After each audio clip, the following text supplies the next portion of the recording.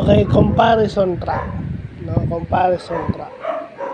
So, ito yung toxic habit ng mga tao na nagko-compare.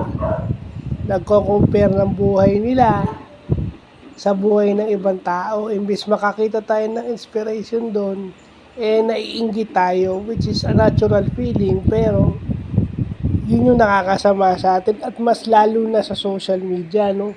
Lagi tayo nagko-compare pag may nakikitang pinopost. Kaya ang sinasabi natin doon, yung sinasabi ng ibang tao sa social media pa nagpo-post ang yabang. Pero ang totoo, naiinggit lang because of the comparison trap. No? Yun yung sinasabi nga ni Camille Prats na pinost ko di ba? What you don't see, you will not also desire. Kasi pag nakita mo, sasabi, sana meron din ako nun. Or nadinig mo, sasabihin mo, ay sana meron din ako niyan. No? Binibigyan siya ng allowance sa mga anak niya. Nakikita maligaya yung mga ganon.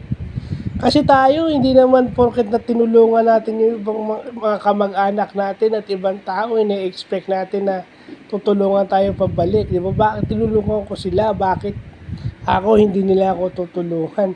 Unang-una, di ba? Ba't ka nag-i-expect, di ba? Minsan kasi kasalanan din natin because we expect something dahil mga kapatid natin yun at mga kaibigan, mga kamag-anak natin yung kadugo natin yung at kaibigan natin yung. Minsan tayo rin na nagbibigay ng problema sa ating sarili. Di ba? Sa mga PWDs, nagko-compare ng disabilities, di ba? Sasabihin pa ako, ikaw Sir Jeep, kumpleto ka. Ganyan. Ako, may kulang sa akin. Unang-una, kung titignan mo, yun lang ang problema mo. May mga disabilities na na kahit kumpleto ang kanilang paa at kamay, binte, braso and everything, may nahihirapan silang gumalaw din. At yun yung mga bagay na hindi nyo alam and then sasabihin nyo, pinalalakas nyo lang ang loob ko. Diba? Yung mga ganong senaryo.